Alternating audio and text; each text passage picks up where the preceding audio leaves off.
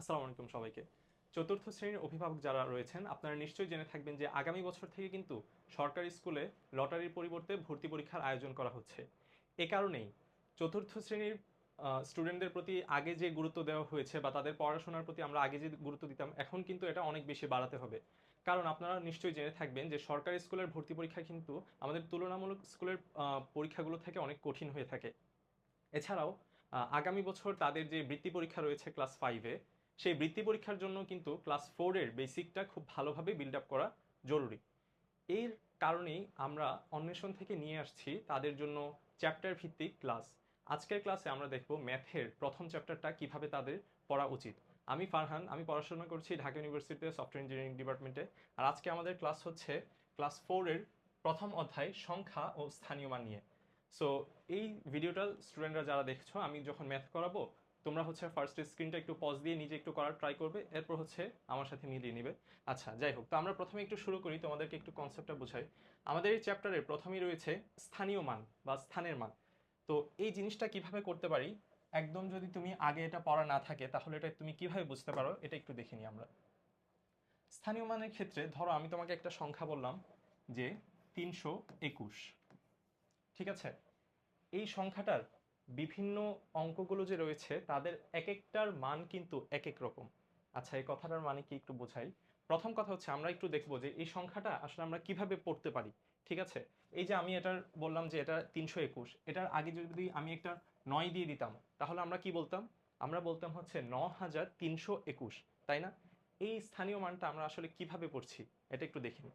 আচ্ছা, প্রথম কথা হচ্ছে তোমরা যখন কোনো একটা অঙ্ককে কথায় লিখতে যাবে তখন প্রথম এই তিনটাকে স নিয়ে উচ্চারণ করবে।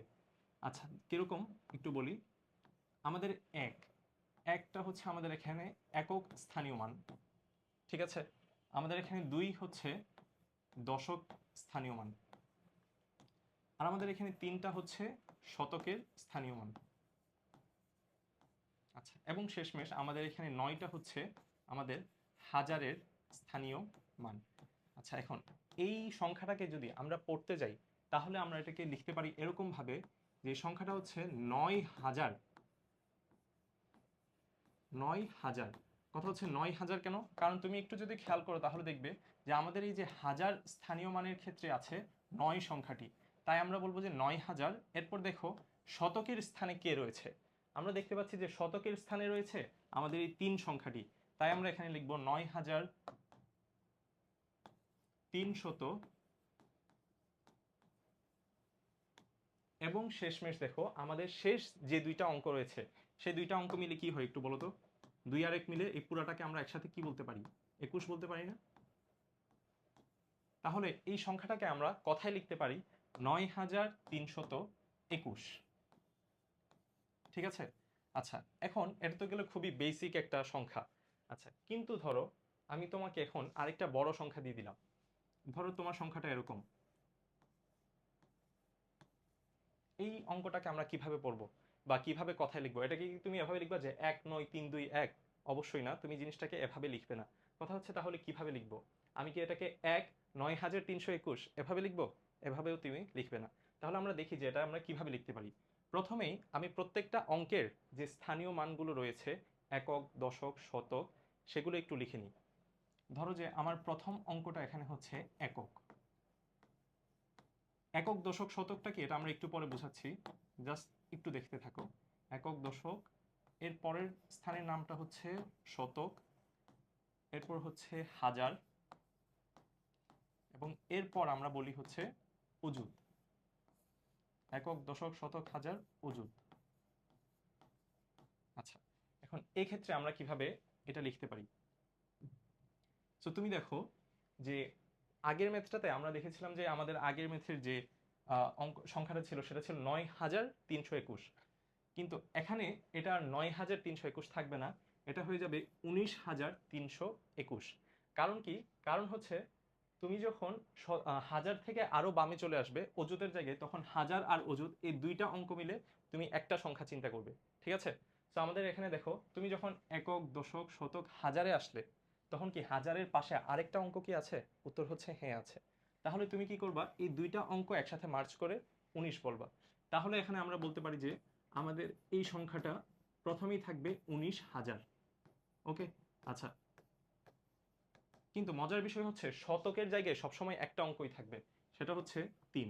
বা এখানে অন্য যে কোনো অঙ্ক থাকতে পারে, 1 2 3 4 5 6 7 8 9, যে কোনো কিছু থাকতে পারে, শূন্যও থাকতে পারে।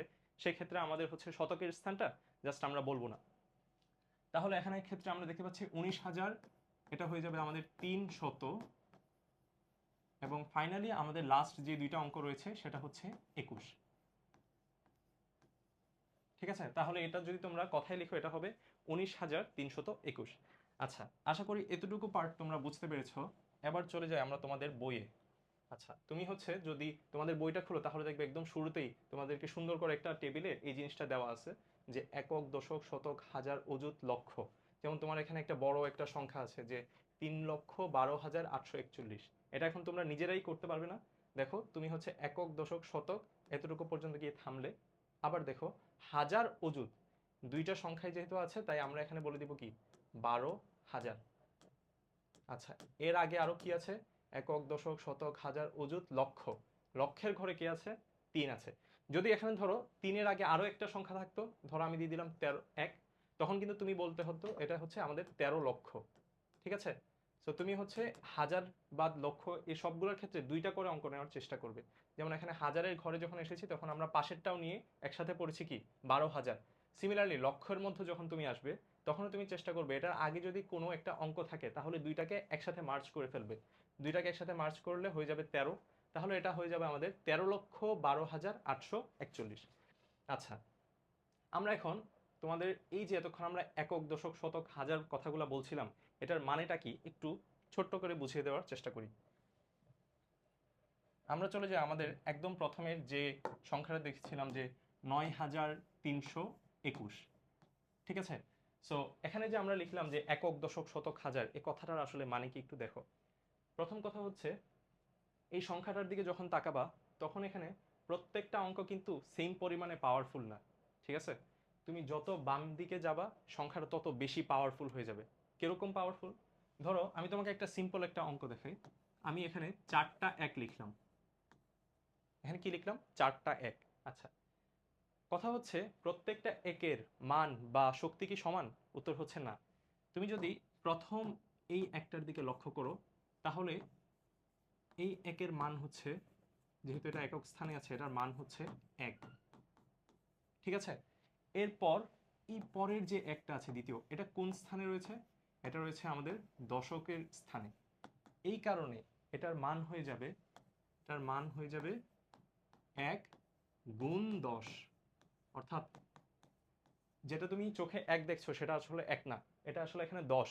ঠিক আছে, আচ্ছা, এর পরেরটাই দেখি আমরা। এর পরেরটা যেহেতু শতকের স্থানে রয়েছে তাই এটার মান হয়ে যাবে আমাদের 1 গুণ 100 ইকুয়াল টু 100। আর ফাইনালি আমাদের পরবর্তী যেটা রয়েছে হাজার, হাজারের জায়গায় যদি আমরা দেখি তাহলে এটা হয়ে যাবে আমাদের 1 গুণ 1000 হুইচ ইজ 1000। আচ্ছা, তাহলে এখন যদি তুমি এই সবগুলো অঙ্ককে একসাথে যোগ করো তাহলে দেখবা যে তুমি, আচ্ছা তাহলে তুমি দেখবা যে তুমি হচ্ছে আমাদের ইনিশিয়াল যে সংখ্যা 1111 সেটাই তুমি পেয়ে যাচ্ছ। এই সবগুলো এখন তুমি যোগ করে দাও, 1000 যোগ 100 যোগ 10 যোগ 1, তুমি দেখবা যে এই সংখ্যাটাতেই তুমি ফেরত আসতেছো। ঠিক আছে, আমরা যদি একটু নিচে যাই তাহলে এই জিনিসটা হচ্ছে তোমাদের জন্য হোমওয়ার্ক হিসেবে থাকবে। এইমাত্র আমি যে বিষয়টা বোঝালাম যে এককের স্থানে থাকলে তার ভ্যালু হচ্ছে জাস্ট 5। দেখো এখানে 5 সংখ্যাটা এককের স্থানে ছিল তাই এর মান হয়ে গেল 5। এবং এরপর এটার পাশে যে 1 আছে সেটা যেহেতু দশকের স্থানে রয়েছে এই কারণে এটার মান দেখো 10 হয়ে গেছে। অর্থাৎ এটা দেখতে 1 লাগতেছে কিন্তু এটা আসলে 1 না, এটা আসলে 10। ঠিক আছে, এবং এটার পাশে দেখো 6 লেখা আছে। 6টা কিসের স্থানে? একক, দশক, শতকের স্থানে। ঠিক আছে, তাই এটা দেখতে যদিও 6 লাগতেছে আমাদের কাছে কিন্তু এটার ভ্যালু আসলে 6 না, এটা আসলে 600। ঠিক আছে, সো এই জিনিসটা যদি তোমরা এই জিনিসটা একটু খেয়াল করো বা লক্ষ্য করো তাহলে তোমরা এটা ইজিলি বুঝে যাবে। আচ্ছা, আর এখানে আরেকটা জিনিস তোমাদেরকে দেখাই দিই যে আমি ফার্স্টে তোমাদেরকে যে কথাটা বলছিলাম যে যখন তুমি হাজারে চলে আসবে তখন চেষ্টা করবে যে হাজারের পাশে অন্য কোনো অঙ্ক আছে কিনা সেটা একটু লক্ষ্য করার। তাহলে দেখো এখানে হাজারের পাশে 6 অঙ্কটা আছে, তাহলে আমরা এই দুইটাকে একসাথে বলবো। মানে যখন তুমি কথায় লিখবে তখন তুমি এটাকে একসাথে লিখে দিবে কি 69,000। ঠিক আছে, 69,000। আচ্ছা, এরপর এটার পাশে দেখো আমরা একক, দশক, শতক, হাজার, অযুত, লক্ষ, লক্ষে এসে যখন পৌঁছালাম এই যে একের কাছে, তখন তুমি আবার দেখবা, কি দেখবা যে এই লক্ষের পাশে অন্য কোনো অঙ্ক আছে কিনা। তো আমরা দেখতে পাচ্ছি হ্যাঁ, একের পাশে আরেকটা অঙ্ক আছে, সেটা হচ্ছে কি, সেটা হচ্ছে আমাদের 3। তাহলে এই দুইটাকে একসাথে আমরা বলবো হচ্ছে 31। যেহেতু এটা লক্ষের পজিশনে আছে তাই আমরা এটাকে বলবো 31 লক্ষ। আচ্ছা, কিন্তু তোমার পরীক্ষায় যদি প্রশ্ন করে যে এখানে 3-এর স্থানীয় মান কত, তখন কিন্তু তুমি এরকম বলতে পারবে না যে এটা 31 লক্ষ। তখন কি বলবা, তখন হচ্ছে তুমি এই যে আমি এখন যেভাবে হিসাব করতেছি এভাবে হিসাব করবে। তুমি বলবা যে এটা হচ্ছে একক, দশক, শতক, হাজার, অযুত, লক্ষ, নিযুত। যেই মুহূর্তে তুমি নিযুতে চলে আসবা, নিযুত কথাটার মানে হচ্ছে 10 লক্ষ। নিযুত কথাটার মানে হচ্ছে 10 লক্ষ। তার মানে তুমি যখনই নিযুতে 3 দেখবা, এটার মান আসলে 3 গুণ 10 লক্ষ, অর্থাৎ 30 লক্ষ। ঠিক আছে, 3 নিযুত এই কথাটার মানে হচ্ছে 3 গুণ 10 লক্ষ।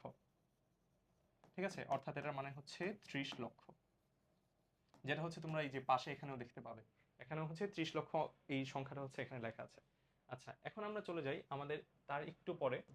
আচ্ছা, এতক্ষণ আমরা যেটা দেখলাম সেটা ছিল আমাদের যে দেশীয় রীতিতে আমরা হচ্ছে কিভাবে একটা সংখ্যাকে লিখতে পারি, কথায় লিখতে পারি সেটা। কিন্তু এখন কথা হচ্ছে তোমার কাছে যদি পরীক্ষায় প্রশ্ন আসে যে দেশীয় পদ্ধতিতে না, তুমি আন্তর্জাতিক পদ্ধতিতে একটা সংখ্যাকে কথায় লিখে দেখাও, তাহলে তুমি কি করবে? আচ্ছা, তাহলে এই জিনিসটা আমরা হচ্ছে একটু দেখে নিই। প্রথমেই চলো আমরা এই সংখ্যাটাকে নিয়ে নেই, 210, 460, 91। আচ্ছা, এটা আমরা বোর্ডে চলে যাই। 260, 410, 91। ঠিক আছে, সো তোমার প্রথম কাজই থাকবে এখান থেকে 3টা করে অঙ্ক নেওয়ার। ওকে, সো এখান থেকে আমরা ধরো ডান দিক থেকে যদি 3টা অঙ্ক নেই তাহলে কত আসতেছে? 91। সো এতটুকু পার্ট আমরা হচ্ছে একটা বক্সের ভিতর রাখলাম। ওকে, আচ্ছা, এখন আসা যাক আমাদের পরবর্তী পার্টে। পরবর্তী পার্টে তুমি আবার দেখো যে তুমি আবার 3টা করে সংখ্যা এখানে নিবে। আচ্ছা, আমরা হচ্ছে এটাকে আরেকটা বক্সের মধ্যে রাখলাম। এই যে পরবর্তী 3টা অঙ্ক কি ছিল? 1, 4, 0। সো আমি সবগুলোকে একটা বক্সের মধ্যে রাখলাম। এরপর আবার এর পরের 3টা অঙ্ক, এখন আমরা এখানে দেখতে পাচ্ছি এখানে আসলে 3টা অঙ্ক নাই, আছে শুধু কয়টা? 2টা। সো 2টা থাকলে 2টা, তুমি জাস্ট এই 2টাকেই একটা বক্সের মধ্যে দিয়ে দাও। সেটাকে আমি একটা বক্সের মধ্যে দিয়ে দিলাম। ওকে, সো এখন এটাকে তোমরা কিভাবে কথায় লিখতে পারো? মাথায় রাখবা এই জিনিসটা হচ্ছে এরকম যে প্রথমে এটা যা আছে এটা হচ্ছে তোমরা ইজিলি পারবা, এটা পরে বলতেছি। এদিকে আসো, এই পার্টটাকে আমরা বলবো হাজার। ঠিক আছে, এই বক্সের মধ্যে যত থাকবে তুমি লিখে দিবা তত হাজার। এখানের মধ্যে ধরো আমি শূন্য না দিয়ে আমি ধরো এখানে দিলাম হচ্ছে 3। ঠিক আছে, আমি এখানে ধরো যে 3 দিয়ে দিলাম, তাহলে তুমি এখানে বলবা 341,000। ঠিক আছে, এরপরে আসো, এর পরের বক্সের মধ্যে তুমি লিখবা হচ্ছে, এখানে আসার পর তুমি লিখবা হচ্ছে মিলিয়ন। আচ্ছা, তাহলে এটা এখন তো বুঝলাম যে হাজার, মিলিয়ন এই জিনিসটাকে আমরা পুরোপুরি একসাথে কিভাবে লিখবো। সো এই সংখ্যাটাকে যদি তুমি একসাথে লিখতে চাও তাহলে তুমি লিখবে এরকম যে আমাদের এই সংখ্যাটা হচ্ছে 26 মিলিয়ন, 26 মিলিয়ন। এরপর কি আছে আমাদের কাছে? 341। তো আমরা এখানে দিয়ে দিব 341,000, 341,000।